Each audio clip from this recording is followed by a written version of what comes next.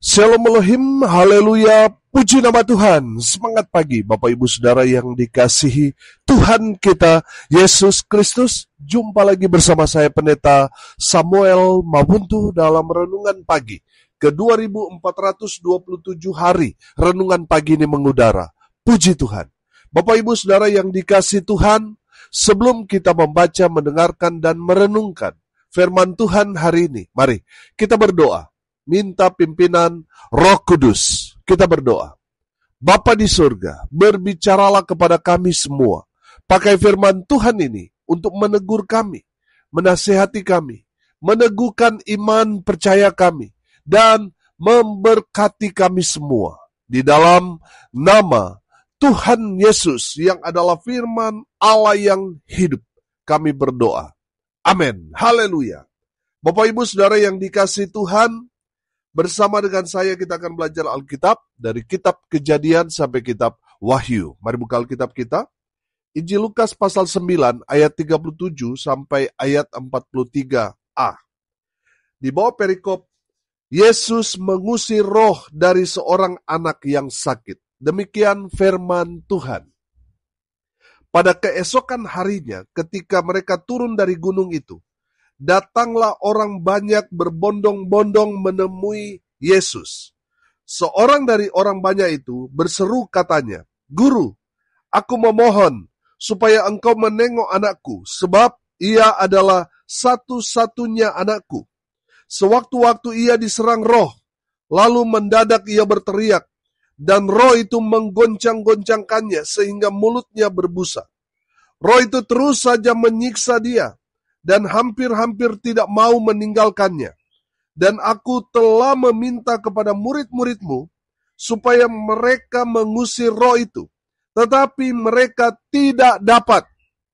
Maka kata Yesus, "Hai kamu angkatan yang tidak percaya dan yang sesat, berapa lama lagi aku harus tinggal di antara kamu dan sabar terhadap kamu?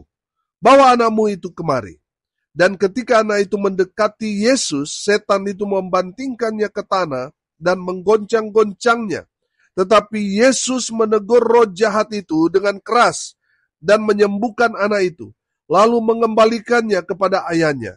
Maka takjublah semua orang itu karena kebesaran Allah. Amin. Haleluya. Bapak Ibu Saudara yang dikasihi Tuhan, dari kebenaran firman Tuhan ini kita akan belajar dari 3 tokoh yang disebut dari kebenaran firman Tuhan ini. Yang pertama Tuhan Yesus, orang tua yang anaknya sakit, dan para murid. Nah, saudara yang dikasihi Tuhan, kalau dalam Injil Matius pasal 17, ayat 14 sampai ayat 21, kita dapat melihat di sana bahwa anak ini menderita sakit ayan atau epilepsi. Saudara, mari kita belajar. Perhatikan di sini, kita belajar dari orang tua anak yang sakit ini. Yang pertama, orang tua ini tidak menyerah. Amin. So perhatikan, dia datang kepada Tuhan Yesus. Amin. Dia datang membawa anaknya yang sakit, menderita, yang pada saat itu sedang kambuh, saudara. Kalau mungkin hanya bawa diri saja, mungkin dia bisa cepat berhadapan dengan Yesus. Tetapi ini membawa anaknya yang sakit ayan ini, saudara, tentu perlu perjuangan. Saudara yang dikasihi Tuhan, kita dapat melihat dari orang tua ini, dia tidak mengenal kata menyerah. Walaupun mungkin dia sudah kecewa dengan murid-murid Yesus, dia sudah datang kepada murid-murid Yesus, murid-murid juga mungkin sudah mendoakannya, tetapi tidak mengalami kesembuhan. Tapi saudara lihat, orang tua ini tidak menyerah, walaupun mungkin dia sempat tawar hati ketika dilayani para murid. Karena orang tua ini percaya bahwa murid-muridnya ini bisa menyembuhkan anaknya, karena murid-murid Yesus adalah representatif atau perwakilan Yesus. Saudara yang dikasihi Tuhan, orang tua ini sempat kecewa dengan murid-muridnya. Tapi sekali lagi dia tidak menyerah. Saudara yang dikasihi Tuhan, orang tua ini datang kepada Yesus. Kalau dalam Injil Matius pasal 17 ayat 14 berkata, datanglah seorang mendapatkan Yesus dan menyembah. Amin. Saudara yang dikasihi Tuhan, orang tua yang anaknya ini diserang roh jahat sehingga dia menderita sakit ayan atau epilepsi ini, datang menyembah Yesus. Amin. Memohon dan berseru kepada Yesus supaya anaknya satu-satunya boleh disembuhkan oleh Tuhan Yesus. Amin. Saudara yang dikasihi Tuhan, kalau saudara mau mengalami jamahan, lawatan, mujizat Tuhan, jangan menyerah. Mungkin saudara sudah kecewa karena apa yang saudara sudah kerjakan selama ini, sudah mencari dokter, ahli, dan lain sebagainya, tetapi tidak membuahkan hasil. Bukannya lebih baik, justru semakin parah. Keuangan saudara juga kandas saat ini. Saudara sudah didoakan hamba-hamba Tuhan, tetapi tidak ada perubahan. Saudara, firman Tuhan ini mengajarkan kepada kita, perhatikan orang tua ini yang tidak mengenal kata menyerah. Amin. Saudara yang dikasihi Tuhan, jangan tawar hati, jangan kecewa, jangan menyerah, saudara. Tetap percaya kepada Yesus, selalu datang kepada Yesus, datang menyembah Dia, terus berdoa memohon. Saudara yang dikasihi Tuhan, saya percaya ketika saudara sungguh-sungguh datang kepada Tuhan Yesus, mujizat itu pasti Tuhan akan kerjakan dalam kehidupan saudara. Amin. Haleluya. Mungkin saudara berpikir, aduh ini sudah gak mungkin. Karena saudara sudah berusaha, berupaya, sudah datang ke sana kemari, sudah didoakan, tetapi tidak mengalami kesembuhan. Saudara jangan tawar hati. Amin. Tetap datang kepada Tuhan, datang menyembah Tuhan, memohon, berdoa kepada Tuhan. Maka saudara akan melihat orang yang terus datang kepada Tuhan, terus minta kepada Tuhan, terus berdoa. Maka saudara akan melihat orang-orang seperti itu tidak akan pernah dikecewakan. Mereka akan melihat mujizat Tuhan berkarya dalam kehidupan mereka. Amin. Haleluya. Yang kedua, kita mau belajar dari Tuhan Yesus. Amin.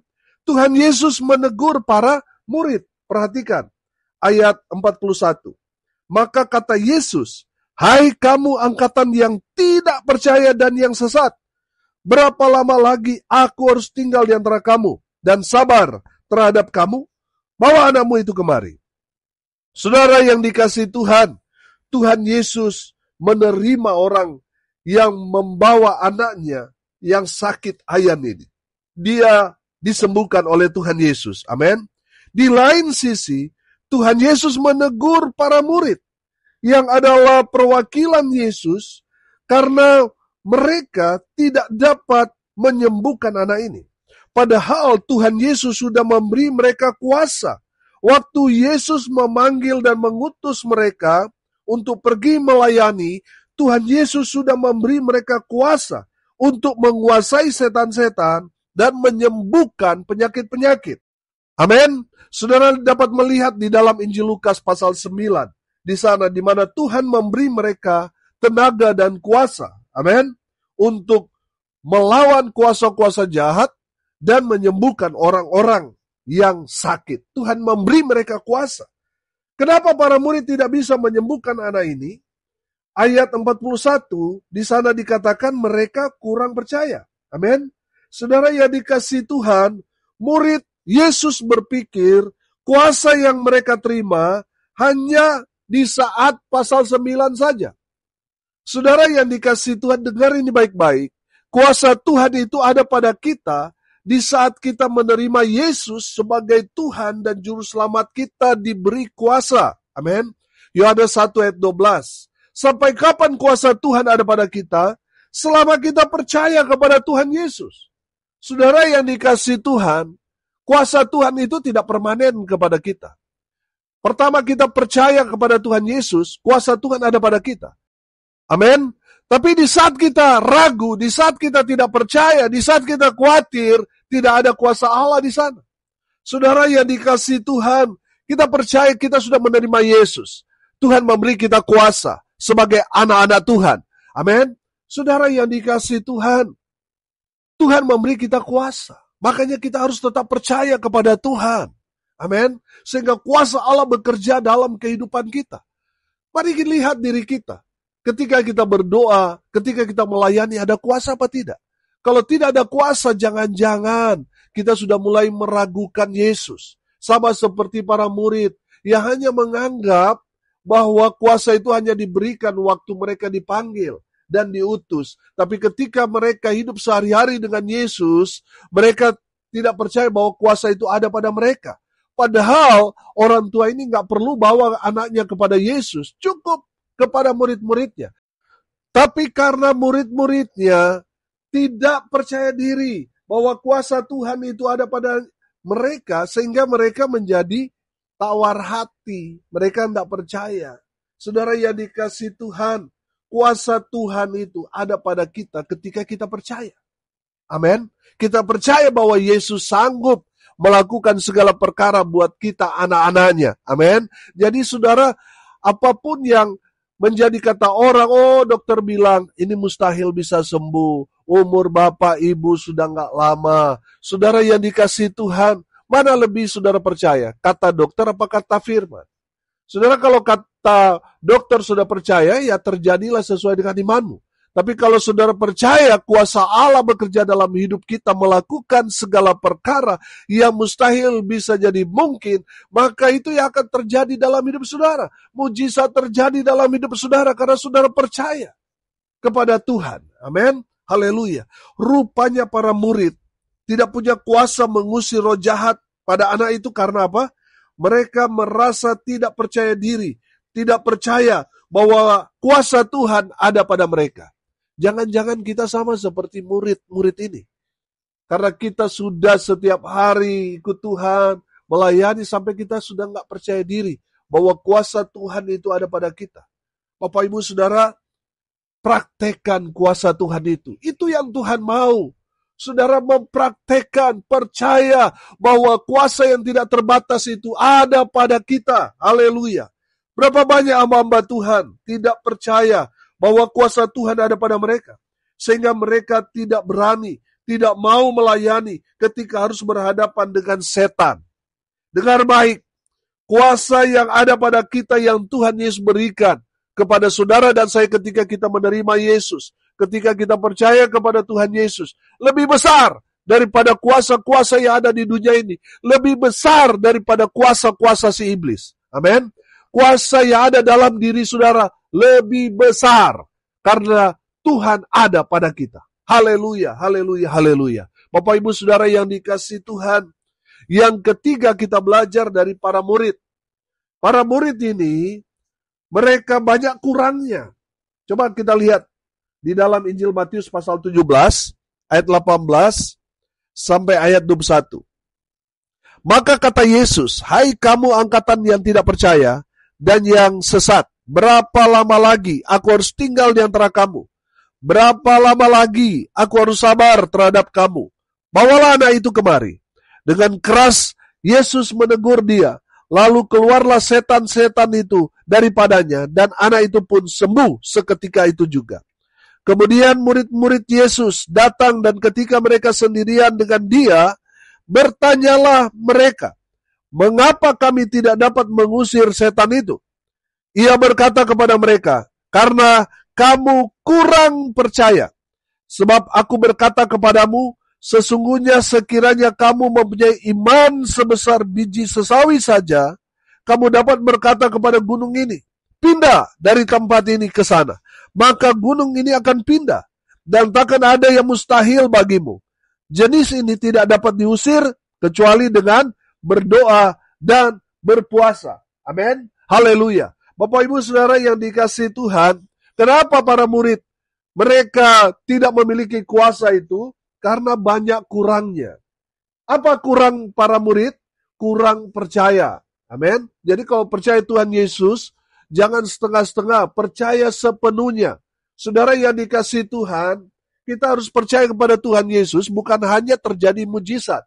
Tetapi di saat tidak terjadi apa-apa kepada kita, walaupun kita mungkin sudah berdoa, sudah berpuasa bertahun-tahun, tetapi kita masih saja sakit, tidak mengalami mujizat, tapi kita tetap percaya kepada Tuhan Yesus. Itu orang yang percaya. Amin. Haleluya. Saudara yang dikasihi Tuhan, banyak orang kan hanya percaya kepada Tuhan Yesus ketika terjadi mujizat.